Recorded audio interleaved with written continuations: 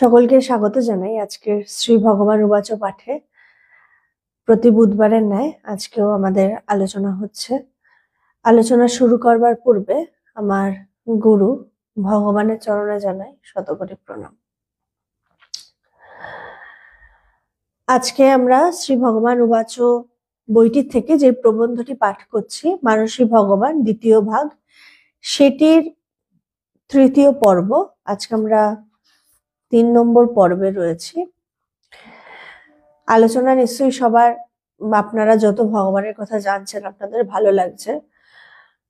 ভগবান সম্বন্ধে আমরা যত বলবো, যত শুনবো, তত কম পড়ে যায়। তিনি তার জীবনটা দিয়ে যেভাবে দেখিয়ে গেছেন যে সংসারে থেকে কি করে আধ্যাত্মিক পথে চলা যায় এবং সংসারে থেকে কিভাবে ঈশ্বর উপলব্ধি করা যায়। আমরা তো সব সময় শুনেছি নানা মহাপুরুষদের গল্প, নানা মহাপুরুষদের জীবনী সম্বন্ধে, কিন্তু ভগবান তার জীবন দিয়ে আমাদের সামনে আর কি দেখিয়ে গেছেন প্রত্যেকটা সময় যে তিনি কিভাবে তার নিজের জীবনটাকে পুরোপুরি ঈশ্বরের জন্য যে উৎসর্গ করেছিলেন। সেটা আমরা শোনা আর দেখার মধ্যে বলে না অনেকটা তফাৎ থেকে যায়। সেটা আমরা শোনা আর আমরা বলা যেতে পারে আমরা দেখেছি ভগবানকে তার জীবনটাকে কাটাতে। আমরা দেখেছি ভগবান চুপচাপ, যখন আলোচনা শেষ হয়ে যেত ভগবান চুপচাপ শুয়ে থাকতেন। যদি শোয়ার হতো, একটু রেস্ট নিতে হতো, কারোর কোমরের সমস্যা, চুপচাপ, তাকে আমরা কখনো দেখিনি একটা মোবাইল ঘাঁটতে, তাকে আমরা কখনো দেখিনি তার কখনো মনে হলো যে একটুখানি টিভিটা চালিয়ে বসে থাকি। আমাদের যেটা সাধারণত হয় যে আমরা কিন্তু চুপ করে বসে থাকতে পারি না, আমাদের কিছু না কিছু প্রত্যেকটা সময় দরকার হয়। হয় আমার মোবাইল দরকার পড়ছে বা আমার একটা বই প্রয়োজন হয়, আমি ফাঁকা বসতে পারি না, খালি বসতে পারি না।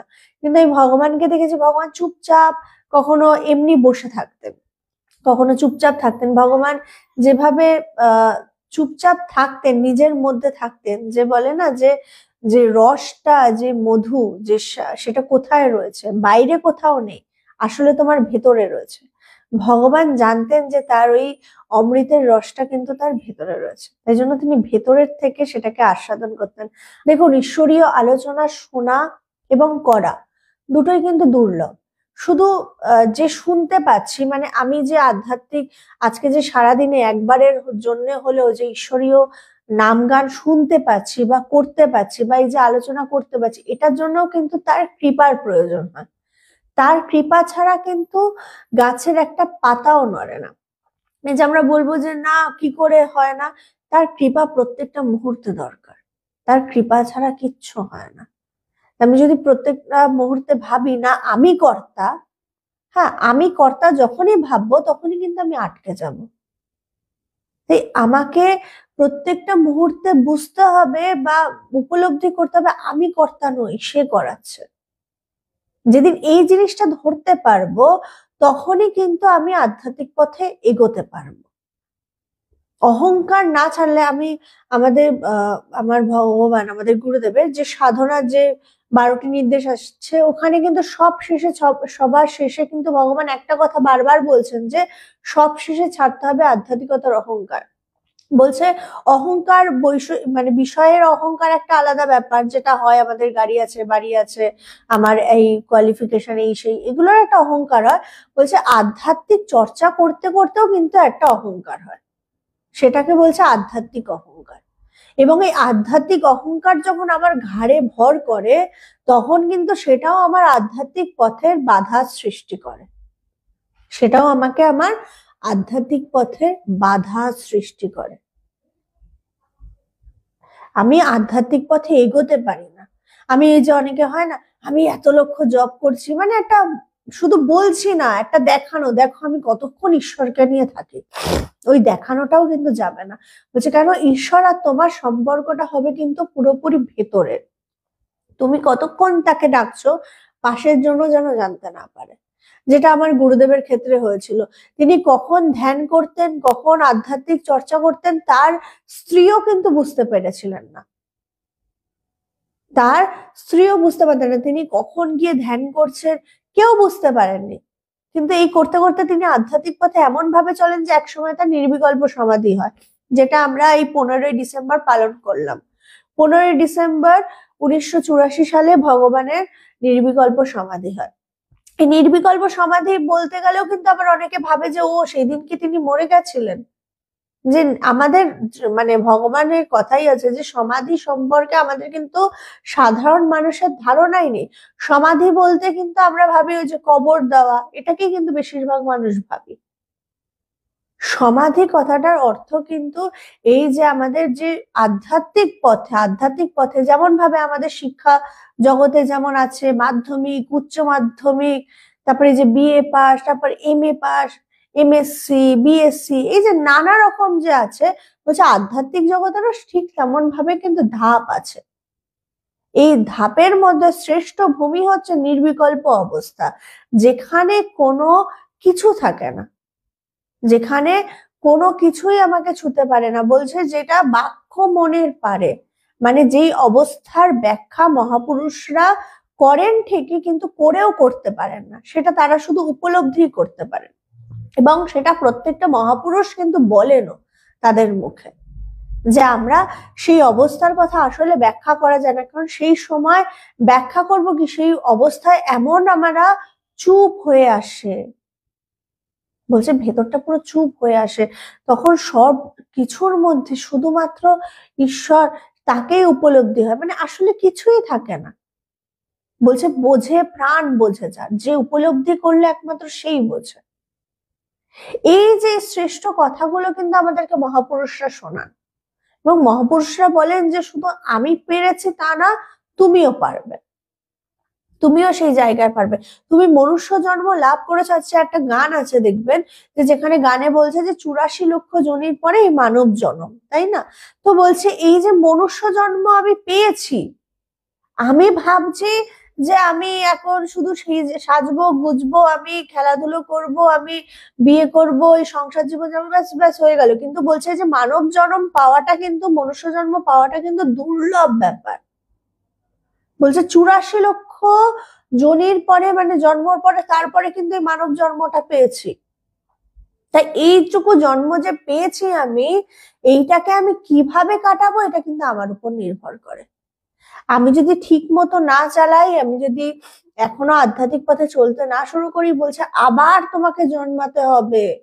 আজকে আমরা যখন আশ্রমে আমাদের আলোচনা হয় রোজ সন্ধ্যেবেলা, তো সেখানেই ওখানে শ্রীকৃষ্ণ গীতাতে, আজকে আমাদের গীতা নিয়ে আলোচনা হচ্ছিল 2য় অধ্যায়, ওখানে অর্জুন যখন ভীত, আমরা দেখছি তার যুদ্ধ করবার আগের স্থিতি, যে তিনি যখন ভয় পাচ্ছেন, তিনি যখন অর্জুনকে বলছেন আমি যুদ্ধ করব না, আমি মানে এই আমার সামনে সব পিতামহরা দাঁড়িয়ে রয়েছেন, আমার সব গুরুজনেরা দাঁড়িয়ে রয়েছেন, ভাইরা দাঁড়িয়ে রয়েছেন, আমি এদের সাথে কি করে যুদ্ধ করব, এটা আমার জন্য একদম ঠিক হবে না। তখন কিন্তু শ্রীকৃষ্ণ খুব সুন্দরভাবে তাকে বলছেন যে তুমি কি ভাবছো, এই যে সামনে যারা দাঁড়িয়ে রয়েছে, তুমি কি ভাবছো, তুমি তোমার শুধু কর্মটুকু করো, তুমি যদি এখানে যদি তোমার কর্ম না করো, তাহলে কিন্তু এই ধর্মযুদ্ধে তোমার কিন্তু খ্যাতি হবে না। এই ধর্মযুদ্ধে কিন্তু তোমাকে যুদ্ধ করতে হবে, তোমাকে ধর্মের জন্য যুদ্ধ করতে হবে। তুমি কেন সবাইকে দেখছো, বলছে আত্মার না জন্ম হয় না মৃত্যু হয়। খুব সুন্দরভাবে শ্রীকৃষ্ণ বলছেন যে তুমি ভাবছো তুমি তাদেরকে মারবে, বলছে তুমি এই দেহের মৃত্যু হবে। বলছে যেমন ভাবে পুরনো বস্ত্র ছিঁড়ে গেলে কি করি আমরা, ফেলে দিই, আবার নতুন একটা ড্রেস কিনি। বলছে ঠিক তেমন ভাবে যখন আমার এই দেহ, যখন এই জরা জীর্ণ হয়ে যায়, তখন কিন্তু আমার এই দেহটা, যদি এই দেহ দিয়ে আমার মুক্তি লাভ না হলো, আবার আমি আর একটা দেহ নিই। এই আত্মার মৃত্যু ততক্ষণ হবে না যতক্ষণ না মুক্তি লাভ হবে। তো বলছে তাই জন্য তুমি আত্মাকে মারতে পারো না। এই যে আমরা নিউজ চ্যানেলে দেখি না, ওকে গুলি করে দিল, ও মরে গেল, বলছে কোন রকম কোন অস্ত্র বা কোনো কিছু দ্বারা এই আত্মাকে কেউ মারতে পারে না। তুমি মনে স্যাটিসফ্যাকশনের জন্য সেই ব্যক্তিটাকে মেরেছো, কিন্তু তার ভেতরে যে আত্মা আছে তুমি মারতে পারোনি। তার না জন্ম আছে না মৃত্যু আছে। বলছে তাহলে আমি যে রয়েছি সেটা কি করে হচ্ছে, বলছে এটা একটা অবস্থা, বলছে এটা একটা অবস্থা। বলছে যদি তুমি উপলব্ধি করে বসো, উপলব্ধি করে ফেলো, এই জন্যে যে আমাদের যে যত মহাপুরুষেরা আছে, শঙ্করাচার্যের একটা শ্লোক আমি মাঝে মাঝে বলি, যেটা বলি যে শঙ্করাচার্য খুব সুন্দরভাবে বলছেন যে পুনরাপি জননম পুনরাপি মরণম পুনরাপি জননী জঠরে শয়নম। বলছে তুমি যদি মুক্তি লাভ না করো তাহলে তোমাকে কিন্তু বারবার ওই জননীর জঠরে কষ্ট সহকারে তোমাকে জন্মাতে হবে, কষ্ট সহকারে জন্মাতে হবে। তুমি কি ভাবছো তুমি যখন মায়ের পেটে থাকো তুমি কিন্তু প্রত্যেকটা সময় ভাবো আমি কেন এত যন্ত্রণা ভোগ করছি? আমাদের কিন্তু ওই স্মৃতিটা কিন্তু থাকে না যদি ভালো করে দেখি। আমাদের ওই স্মৃতিটা বাদ দিই, আমরা কাল মানে এক সপ্তাহ আগে সন্ধ্যেবেলা ভগবান এই কথাটা খুব সুন্দর বলতেন যে আমরা এক সপ্তাহ আগে কি খেয়েছি সেটা কি বলতে পারবো? বলতে পারবো না, কিছুতেই আমি বলতে পারবো না, আমার মাথা মানে আমি মনে করতেই পারবো না। এখন অবশ্যই ফেসবুকেরই আমি ফটো দেখে বার করবো। বলছে ফটো দেখে না, তুমি বলতে এক সপ্তাহ আগে কি খেয়েছো, কি অবস্থার মধ্যে, মনের কি অবস্থা ছিল ওই সময়, বলতে পারবে না। রাত্রি 10টার সময় এক সপ্তাহ আগে তোমার মনের কি অবস্থা ছিল তুমি বলতে পারবে না, তাহলে তুমি পেটে যখন তুমি গর্ভে ছিলে তখন তুমি তোমার এই মনের অবস্থা কি করে বলবে? তখন তুমি ভাবো যে আমি মনে রাখবো মনে রাখবো, আমি আর জন্মাবো না, আমাকে গিয়ে মুক্তি লাভ করতে হবে, এই চেষ্টা করতে হবে। কিন্তু যেই আমি আবার এই মায়ার সংসারে জন্মে গেলাম তখন সব ভুলে গেলাম। বলছে এটাই মায়া। বলছে এই মায়ার থেকে রক্ষা করব কি করে? তার নাম গানের মাধ্যমে। তাই বলা হচ্ছে যতটা পারো শ্রবণ করো, শ্রবণ করতে যদি না পারো তাহলে পড়ো। তাই বলছে তার কথা শ্রবণ করা এবং তাকে নিয়ে আলোচনা করার সুযোগ পাওয়া, এটা হচ্ছে তার কৃপা ছাড়া হয় না। বলছে কৃপা মানে কি করে পাওয়া। বলছে না কৃপা আছে না, যে কৃপারও নানা প্রকার আছে। বলছে কি আত্মকৃপা, শাস্ত্র কৃপা, ঈশ্বর কৃপা, গুরু কৃপা। বলছে কৃপা আছে। বলছে সব থেকে বড় কৃপা কি? সব কৃপা তো পেলে আত্মকৃপা। তুমি যদি সবকিছু শুনছো, এই যত ইউটিউবের আলোচনা আছে, ফেসবুকের আলোচনা আছে, অনেক মাতাজি স্বামীজি বা অনেকে আধ্যাত্মিক পথে যারা আছে তাদের আলোচনা শুনছো, কিন্তু বলছে শুনছো সব কৃপা বুঝে গেলে, যদি তুমি নিজেকেই নিজে কৃপা না করো, তুমি যদি শুনতে না চাও বা তুমি যদি বুঝতে না চাও, কারো সাধ্য নেই তোমাকে বোঝানো। তাই সব থেকে বড় কৃপা কি? আত্মকৃপা। তোমাকে নিজেকে কৃপা করতে হবে। গুরু কৃপা পেলে, গুরু তোমায় সাহায্য করলো একটা সময়, একটা অবধি তোমাকে শাস্ত্র সাহায্য করলো, ঈশ্বরও সাহায্য করলো, কিন্তু তুমি সব সাহায্য পেয়েও যদি সাহায্য নিজেকে নিজে না করো তাহলে কিন্তু সব সাহায্য এসেও ফিরে যাবে। তাই তোমাকে প্রত্যেকটা মুহূর্তে মনে রাখতে হবে তোমাকে নিজেকেও নিজে কৃপা করতে হবে। ভগবান খুব সুন্দরভাবে বলছেন যে আমাদের পঞ্চ ইন্দ্রিয়, কি বলছে, এই যে পঞ্চ ইন্দ্রিয় আমাদের, এই যে চক্ষু, কর্ণ, নাসিকা, জিহ্বা, ত্বক, বলছে আমাদের পঞ্চ ইন্দ্রিয় কিন্তু সবসময় কি করছে, যে বাইরের যত দৃশ্য আছে, বাইরের যত লোভনীয় দৃশ্য আছে, সমস্ত কিছু আমার সেই বার্তাগুলো আমার কাছে পৌঁছাচ্ছে, এবং তারপরে আমি ঈর্ষা, দেশ, হিংসা, মন খারাপ হচ্ছে এগুলো নিয়ে পড়ে রয়েছি। বলছে যতক্ষণ অব্দি, বলছে তুমি বললে আজ ডাল ভাত আলু সিদ্ধ খেয়েছো, গরিব মানুষের পক্ষে আলুটাও কিন্তু খুব দামি জিনিস। আমি দেখেছি এমন বাড়ি যাদের বাড়িতে 5-6টা ছেলে মেয়ে আছে, তাদের খুব খারাপ অবস্থা। এখন তো ছেলে মেয়ে কম বলে অর্থনৈতিক অবস্থা কিছুটা ভালো। যদি তোমাদের আগের মতো 5-6টা ছেলে মেয়ে হতো তবে তোমাদের জেরবার অবস্থা হয়ে যেত। আমরা ছোটবেলায় একটা ডিম ভাগ করে খেতাম। ভগবান বলছেন, দেখুন ভগবান কিন্তু শুধু ওই রকম ভাবে ভগবান হয়ে যাননি, ভগবান কিন্তু প্রত্যেকটা ধাপ পেরিয়েছেন। ভগবানের এমন অবস্থা গেছে যে যেখানে ভগবানের 7-8 জন ভাই বোনেরা আছে যারা একটা ডিমকে তারা ওই অতজন বাড়ির ফ্যামিলি 10-15 জন ভাগ করে খেয়েছেন, এই অবস্থায় গেছেন। তার কিন্তু অবস্থা এরকম হওয়ার কথা না, তিনি কিন্তু একজন বিরাট বড় জমিদারের ছেলে।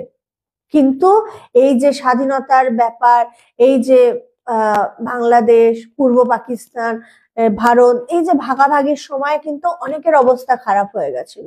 ভগবানেরও কিন্তু সেই সময় বা বাংলা মানে এখন যেটা বাংলাদেশ বলছে, সেই সময় বাংলাদেশের রহমতপুর গ্রামে তারা জমিদার ছিলেন, যেটা ভগবানদের এত বড় জমি যে এখনো কিন্তু সেই জমি কিন্তু কোনো কারোর বাসস্থান নয়, সেটা এখন বাংলাদেশের কৃষি বিজ্ঞান কেন্দ্র এইভাবে পরিচিত রয়েছে। এখানে অনেকে গেছেন এবং দেখেও এসেছেন ভগবানদের জমি। তো সেটা গভর্নমেন্টের আন্ডারে রয়েছে। তো ভগবান সেইখানকার পুত্র ছিলেন, সে রাজাই বলা যেতে পারে, জমিদার।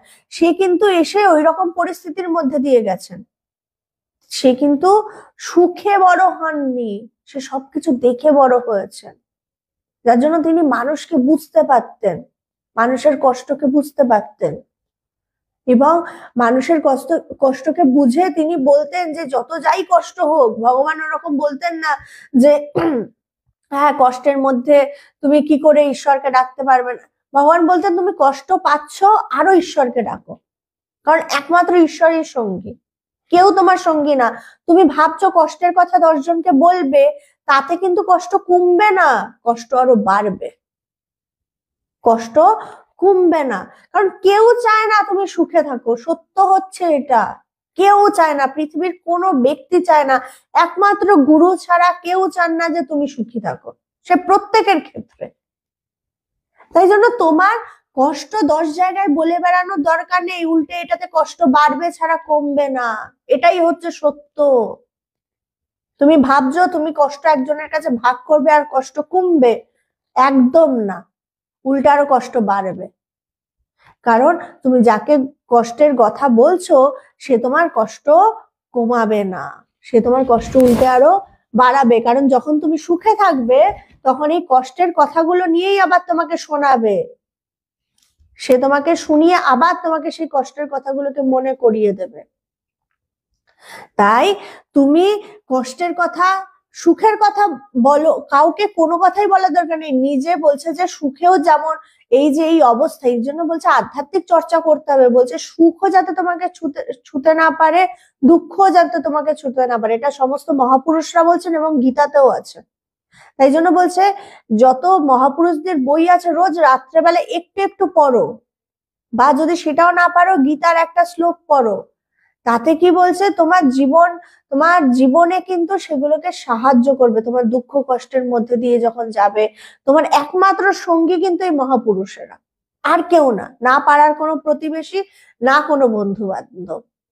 তাই নিজের কষ্টটাকে নিজেকেই কিন্তু যুদ্ধ করে জয়ী হতে হবে। একটা জিনিস মাথায় রাখতে হবে, কোনো কিছুই স্থায়ী নয়, কোনো কিছুই স্থায়ী নয়, না দুঃখ স্থায়ী না সুখ স্থায়ী। তাই যদি সব থেকে পারা যায় সমস্ত ভাবনার মধ্যে দুঃখ এবং সুখ দুটোর মধ্যে যদি ধীর স্থির থাকা যায়, তাহলেই কিন্তু আমি সব থেকে বেশি সুখী হব। এই যে ভগবানের যে কথা যেটা আমরা শুনছি, যে কি বলছে, তবে তোমাদের জেরবার অবস্থা, আমাদের ছোটবেলায় একটা ডিম ভাগ করে খেতাম, এখন একটা ছেলে একটা ডিম খায়। আমাকে একজন বলেছিল যেদিন আমার বাড়িতে আলু আনি সেই দিনই আমার বাড়িতে উৎসব হয়। দেখুন এখনো আলুর দাম আরো অনেক বেশি। তো বলছে যে কি, যে এখনো কিন্তু অনেক বাড়িতে আছে যেই বাড়িতে আলু যখন আসে, বলছে যে তখন সেই বাড়িতে উৎসব হয়। যখন এই যে দুঃখ কষ্টের মধ্যে দিয়ে যাব না, সমস্যার মধ্যে দিয়ে যাব, তখন এই যে অন্যের কথা একটু চিন্তা করতে হয়, অন্যরা কি অবস্থার মধ্যে দিয়ে রয়েছে। বলছে যখনই তুমি অন্যকে দেখবে না, তখন নিজের সমস্যাগুলো আপনা আপনিই মুছে যাবে, আপনা আপনিই মিটে যাবে। তো বলছে ছেলে মেয়েরা খুব খুশি হয় তখন, কেননা আলুর তরকারি, একটু দামি সবজি, একটু পয়সা হলেই মনে হয় যে আমি বিরাট কিছু হয়ে গেছি। উচ্চ সত্যের কথা তারা বিশ্বাস করে না, ভাবে যে আহার নিদ্রা আর ভোগ ছাড়া আর কিছু নেই পৃথিবীতে। বলছে একটু যেই আমাদের পয়সা হয়, যেই আমাদের বিষয় টিষয় একটু বাড়ে, বলছে তখনই আমাদের কি মনে হয় যে না, আমার আহার নিদ্রা আর বলছে ভোগ ছাড়া আর আসলে পৃথিবীতে এর থেকে চরম সুখের কিছু নেই। ভগবান কত সহজ ভাবে দেখুন বেদান্তের চরম কথাগুলোকে সবার মাঝে তুলে ধরছেন, এই জন্যই তার কথাগুলো আমাদের এত ভালো লাগে। এদেরই বদ্ধ জীব বলা হয়, এদেরই অজ্ঞানী জীব বলা হয়। আধ্যাত্মিক শাস্ত্রে বলছে তারা বদ্ধ, মানে চোখ ঢাকা বলদের মতো। তারা অন্য কিছু জানে না, তারা জানে আমি যা দেখছি সেটাই একমাত্র সত্য, আমি যা শুনছি সেটাই একমাত্র সত্য। আমি রাস্তায় দাঁড়িয়ে শুনলাম যে ওই লোকটা গুন্ডা, আমিও বিশ্বাস করে ফেললাম, একবারও বিচারও করলাম না যে সে কি আদেও গুন্ডা, একটু পরীক্ষা করে দেখি। এরকম বদ্ধজীব তারা। ঈশ্বর সম্বন্ধে প্রশ্ন করবে কেন? বলছে আমরা এমন বদ্ধজীব যে আমরা কারোর সম্বন্ধে কিছু বিচারই করি না। এটা কিন্তু আমাদের প্রত্যেকের দৈনন্দিন জীবনে কিন্তু এটা হয়ে থাকে, প্রত্যেকের সাথে হয় যে আমাদেরকে কেউ কিছু বলে দিল, সাথে সাথে আমরা বিশ্বাস করে নিই। যেমন আমরা ছোটবেলায় আমরা এই গল্প শুনেছি না স্বামী বিবেকানন্দের, যে স্বামী বিবেকানন্দের ছোটবেলায় যে একজন বলেছিল ওই গাছে একটা বিরাট বড় ব্রহ্মদৈত্য থাকে, সাথে সাথে স্বামীজি কিন্তু অন্য বাচ্চাদের মতো কিন্তু বিশ্বাস করেনি, অন্য বাচ্চাটা যাওয়াই ছেড়ে দিল। সে সারা রাত দেখেছে যে ওই গাছে সত্যি সত্যি ব্রহ্মদৈত্য থাকে কিনা। এই ব্যাপারটা বলছে আমাদের মতো বদ্ধজীব, বলছে আমাদেরকে ভগবান বলছেন বদ্ধজীব, বলছে আমরা এই বিষয়ে প্রশ্ন করি না যারা, যে আমি যার সম্বন্ধে শুনে ফেললাম, আমার পাশের বাড়ি বললো আরে জানো তো ও রাত্রে এই করেছে, জানো এই খারাপ, আমরা কিন্তু একবারের জন্য বিচার করলাম না যে আদেও কি ও খারাপ, আদেও কি এগুলো করেছে, বিচার করার বলছে আমাদেরকে এই জন্য বলছে বদ্ধজীব, চোখ ঢাকা বলদের দল বলছে ভগবান। বলছে যে কি আমরা একবারের জন্য বিচার করি না ওই লোকটা সত্যি খারাপ সত্যি ভালো, বিচার না করে। বলছে সেই সমস্ত মানুষরা আবার ঈশ্বর সম্বন্ধে প্রশ্ন করবে কেন? বলছে একমাত্র তাই জন্য কিন্তু স্বামী বিবেকানন্দই প্রশ্ন করতে পেরেছিলেন ঠাকুর রামকৃষ্ণ দেবকে, যে আপনি কি ঈশ্বর দর্শন করেছেন, আপনি কি আমায় দেখাতে পারেন? এই প্রশ্নটা সেই করতে পেরেছে কেন? কারণ সে বিশ্বাস করেনি ব্রহ্মদৈত্যে। বলছে আমরা কোথায়, আমাদেরকে সেই জায়গায় পৌঁছাতে হবে। আমরা তখনই পৌঁছাতে পারবো যখন স্বামী বিবেকানন্দর মতো ওই রকম হতে পারবে। আমাকে বলছে ওই লোকটা খারাপ, সাথে সাথে বুঝে নিলাম ও খারাপ বলে ওর সাথে কথাবার্তা বন্ধ করে দিলাম, বিচার করলাম না। বলছে বিচার যেদিন আমি সবসময় সবকিছুতে করতে পারবো তখনই কিন্তু প্রশ্ন করতে পারবো ঈশ্বর সম্বন্ধে। বলছে প্রশ্ন যদি আমি না করি উত্তর কিন্তু পাবো না, উত্তর কিন্তু পাবো না। তাই প্রশ্ন কিন্তু খুব জরুরি। এই যে এখন আলোচনা হচ্ছে, এখন যদি শুধুমাত্র শুনে যাচ্ছি হ্যাঁ মাতাজি খুব ভালো বলছে, বলছে না, যদি কোনো প্রশ্ন আসে প্রশ্ন করতে হবে, তখনই কিন্তু আমাদের জ্ঞান বৃদ্ধি হবে। যে এই জায়গাটা কি হলো, এটা কি বললেন, হ্যাঁ আপনার গুরুদেবকে ভগবান, প্রশ্ন করতে হবে, তখনই আরো বিশদে জানা যায়, বিশদে জানা যায়। প্রশ্ন আসতে হবে, সবার কথার পরে কিন্তু প্রশ্ন আনতে হবে। যদি প্রশ্ন করছি না তার মানে বুঝতে হবে যে আমি কিন্তু ঠিক মতো শুনছি না। ভগবান সবসময় আলোচনা যখন করতেন আমার গুরুদেব, তখনই এক জিজ্ঞেস করতেন এই তুমি বুঝতে পারছো? আমরা কিছু মানুষ আছে না যারা বলে হ্যাঁ হ্যাঁ গুরুদেব আমরা বুঝতে পারছি। ভগবান বলছে এখনো হয়নি। ভগবান বলতেন এখনো হয়নি। বলছে এখনই বললাম আর বুঝে গেলে, বোঝা মানে কি বোধে বোধ করা। আর যখনই তুমি বুঝে যাবে তখন বলবে না আমি বুঝে গেছি, তখন চুপ করে যাবে। শুনতে শুনতে বোঝা সম্ভব হয় না, বলছে যখন বুঝে যাবে তখন চুপ করে যাবে। এই যে চুপ করে যাওয়াটাই হচ্ছে কিন্তু উপলব্ধি, এই চুপ করে যাওয়াটাই কিন্তু বলছে উপলব্ধি। এই উপলব্ধির জায়গায় প্রত্যেকটা মুহূর্তে আমাদেরকে মাথায় রাখতে হবে আমার আধ্যাত্মিক চর্চা করতে করতে আমাকে কিন্তু উপলব্ধির জায়গায় পৌঁছাতে হবে। শুধু গতানুগতিক ঈশ্বরকে ডাকলাম চর্চা করলাম করলে হবে না, আমাকে উপলব্ধির জায়গায় পৌঁছাতে হবে, তখনই না আমি কিছু না কিছু করতে পারবো। বলছে তারা বলবে যা যা ওসব ফালতু কথা রাখ, তাদের ঈশ্বর সম্বন্ধে প্রশ্ন হবে না তো, কারণ তাদের চরিত্রই তাই, যার যেটা স্বভাব। বলছে তখন তাদের ঈশ্বর সম্বন্ধেও প্রশ্ন হবে না, তখন বলবে তারা ওটা ফালতু কথা, ঈশ্বর দর্শন হয় তো এগুলো হয় নাকি? তাহলে যদি ঈশ্বর দর্শন সত্যি না হয় তাহলে কি ঠাকুর মিথ্যে কথা বলেছেন? তাহলে কি স্বামীজির প্রশ্নটা মিথ্যা ছিল? তাহলে আমার গুরুদেব যে ঈশ্বর উপলব্ধি করেছিলেন সেটা মিথ্যা? তাহলে আমার গুরুদেবের যে নির্বিকল্প সমাধি হলো সেটা মিথ্যা? এতটা মিথ্যা দিয়ে তিনি এত বড় একটা সংস্থার উপাস্য হলেন এবং এতগুলো সন্ন্যাসী সন্ন্যাসিনী তার পেছনে এমনি এমনি পাগল হয়ে গেল। শুধু সন্ন্যাসী সন্ন্যাসী না, কত গৃহস্থ ভক্তদের তিনি জীবন পাল্টে দিয়েছেন, এমনি এমনি হয়ে গেল। সবাইকে তিনি বোকা বানালেন। এতজনকে বোকা বানাতে পারলেন? বোকা তো একজনকে বানানো যায়, দুজনকে বানানো যায়, এত এত হাজার হাজার মানুষকে বানানো যায়? বানানো যায় না। সত্য কিন্তু প্রকাশিত হয়েই যায়।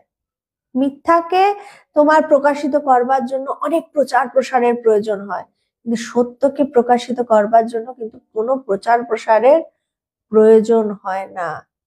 এই যে আমরা বলে না যে সিটি গোল্ড আর গোল্ড, যেটা অরিজিনাল গোল্ড, সেটার কিন্তু দাম প্রচুর।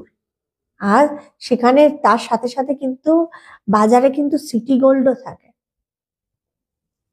তাই গোল্ডকে চিনবার জন্যে আমার কিন্তু প্রচুর, মানে গোল্ড যদি কিনতেও হয় প্রচুর টাকার প্রয়োজন হয়। বলছে ঠিক তেমন ভাবে যে ওই একটুখানি ওই গেলাম, হাত দেখলাম, এই হলাম, আমার রোগ শোকের জন্য এ করলাম, সেটার জন্য কিন্তু ভুরি ভুরি লোকজন রয়েছে। কিন্তু ঈশ্বর উপলব্ধি করানোর জন্য এই যে প্রচুর টাকা মানে আমার প্রচুর সময় দিতে হবে, প্রচুর সাধনা করতে হবে, প্রচুর তপস্যা করতে হবে। ওটা একদিনে হবে না ঈশ্বর উপলব্ধি। একটা সোনার জিনিস কিনি, বলছে ঠিক তেমন ভাবে। আর সিটি গোল্ডের কি এই গেলাম কিনে নিলাম, 1000, 500, 2000, 3000 এর মধ্যে হয়ে গেল, টাকা কিন্তু জমা। কিন্তু সোনার জন্য কিন্তু টাকা জমাতে হয়। বলছে ঠিক তেমন ভাবে ঈশ্বর উপলব্ধি করতে গেলে, ঈশ্বরকে যদি বুঝতে হয়, জানতে হয়, তখন কিন্তু আমাকে অল্প অল্প করে রোজ একটু একটু করে জপ করতে হবে, ধ্যান করতে হবে, বিচার করতে হবে। সব থেকে বড় কথা, যে যা বললো বিশ্বাস করলে হবে না, বিচার করতে হবে এবং তার সাথে সাথে প্রশ্নও করতে হবে। এই প্রশ্নকে যখন আমি করতে পারবো, যখন বিচার করতে পারবো, আধ্যাত্মিক চর্চা করতে পারবো, তখনই কিন্তু আমার একদিন উপলব্ধি হবে। এবং এটাই আমাদের জীবনের লক্ষ্য হওয়া উচিত, কিন্তু ঈশ্বর উপলব্ধি। আজকে আলোচনা এখানে শেষ করলাম। প্রত্যেকে সুস্থ থাকবেন, ভালো থাকবেন। জয় ভগবান। শুভরাত্রি।